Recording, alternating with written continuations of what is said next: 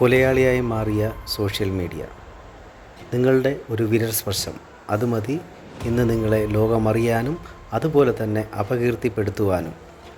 സുഹൃത്തുക്കളെ, ഞാൻ പറഞ്ഞു വരുന്നത് ഇന്ന് നമ്മുടെ സമൂഹത്തിൽ അതിതീവ്രമായി പടർന്നുകൊണ്ടിരിക്കുന്ന സോഷ്യൽ മീഡിയയുടെ കടന്നുകയറ്റത്തെക്കുറിച്ചാണ്. അടുത്തിടെ കോഴിക്കോട് നടന്ന സംഭവം എല്ലാവർക്കും സുപരിചിതമാണല്ലോ. തൻ്റെ സ്വന്തം താല്പര്യത്തിനും സോഷ്യൽ മീഡിയയുടെ റീച്ചിനും വേണ്ടി ആ സ്ത്രീ ചെയ്ത വീഡിയോ ഒരു വ്യക്തിയുടെ ദാരുണമായ ആത്മഹത്യയിൽ കൊണ്ടെത്തിച്ചു. ഏറ്റവും വേദനാജനകമായ ഒരു സംഭവമായി മാറി അത്. വ്യക്തി താല്പര്യത്തിനു വേണ്ടി രക്തബന്ധങ്ങളെയും സ്വന്തം ബന്ധങ്ങളെയും വെറും വാണിഭച്ചരക്കായി മാറ്റുന്ന കാലമായി തീർന്നിരിക്കുന്നു ഇന്നത്തെ സമൂഹം. ഈ പ്രവൃത്തി മൂലം ഒരു വ്യക്തിക്ക് നഷ്ടമായത് തൻ്റെ കുടുംബമാണ്. കൂടാതെ ഇതുമൂലം മകൻ നഷ്ടമായൊരു മാതാപിതാക്കൾ, വിധവയായി മാറേണ്ടി വന്നൊരു ഭാര്യ, അനാഥത്വം സ്വീകരിക്കേണ്ടി വന്ന കുരുന്നു മക്കൾ, മറ്റു ചിലർക്ക് നല്ലൊരു സുഹൃത്ത്, ചിലർക്ക് ഒരു സഹോദരൻ, അങ്ങനെ നഷ്ടങ്ങളുടെ പട്ടിക ഏറുകയാണ്. ഈ അവസരത്തിൽ എനിക്ക് ഓർമ്മ വരുന്നത് ന്യൂട്ടൻ്റെ 3-ാം ചലന നിയമമാണ്. അതായത് for every action there is an equal and opposite reaction എന്നത്. ഈ പ്രതിഭാസം സമൂഹത്തിൽ എല്ലായിടത്തും ഇപ്പോഴും സംഭവിച്ചുകൊണ്ടിരിക്കുന്നു. ആധുനിക സാങ്കേതിക വിദ്യ കൊണ്ട് ഇപ്പോൾ ഒത്തിരിയേറെ ഗുണങ്ങളും അതിലേറെ ദോഷങ്ങളും ഈ സമൂഹത്തിൽ സംഭവിച്ചു കൊണ്ടിരിക്കുന്നു. സിനിമാ കഥകളിൽ മാത്രം കണ്ടുവരുന്ന സംഭവങ്ങൾ യാഥാർത്ഥ്യമാകുന്ന കാലം.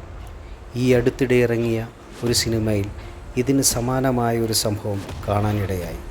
തൻ്റെ സോഷ്യൽ മീഡിയ റീച്ചിനായി ഒരു ഭക്ഷ്യശാലയെ കേന്ദ്രീകരിച്ച് ഒരു കൃത്രിമ വീഡിയോ നിർമ്മിക്കുന്നതും അതുമൂലം ചില കുരുന്നുകളുടെ ജീവൻ നഷ്ടമാകുന്നതും അതിൻ്റെ കാരണം ഏറ്റുവാങ്ങി ആ ഭക്ഷ്യശാലയുടെ നടത്തിപ്പുകാരിയെ ആത്മഹത്യയിലേക്ക് നയിക്കുന്നതുമായ ഒരു കഥ.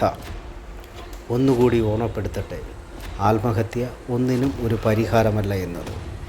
ഒരു നിമിഷത്തെ ചിന്ത, തനിക്ക് സമൂഹത്തിൽ നേരിടേണ്ടി വരുന്ന അവഹേളനകൾ, ദുർപേരുകൾ, ഇവയെല്ലാം ഓർത്തപ്പോൾ അയാൾ ആത്മഹത്യയുടെ വഴി തിരഞ്ഞെടുക്കേണ്ടി വന്നു. ഹൃദയഭേദകമായ ഒരു സംഭവമായി മാറി അത്. കൂട്ടുകാരെ, ഇനിയെങ്കിലും ഒന്നോർക്കുക, നിങ്ങളുടെ ക്യാമറ കണ്ണുകൾ എത്തി നോക്കേണ്ടത് സമൂഹത്തിലെ നന്മകളെ പ്രചരിപ്പിക്കാൻ വേണ്ടി മാത്രമാകണം. അതുമൂലം ഒരു വ്യക്തിക്ക് സമൂഹത്തിന് നന്മയുണ്ടാകുകയും വേണം. മറിച്ച് സമൂഹത്തിന് ഇതുപോലുള്ള ദുരന്തങ്ങൾ സമ്മാനിക്കാൻ ആകരുത്. ഞാൻ എല്ലാ സോഷ്യൽ മീഡിയകളെയും അടക്കത്തിൽ പറഞ്ഞതല്ല.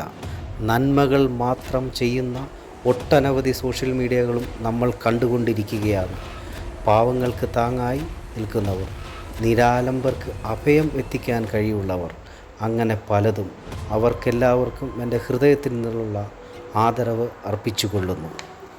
ഇനി ഇതുപോലെ ഒരു ദുരന്തം കൂടി ഉണ്ടാകാതിരിക്കാൻ സോഷ്യൽ മീഡിയ കാരണഭൂതരാകാതിരിക്കട്ടെ എന്നുകൂടി ആത്മാർത്ഥമായി ആഗ്രഹിച്ചുകൊണ്ട് നിർത്തുന്നു.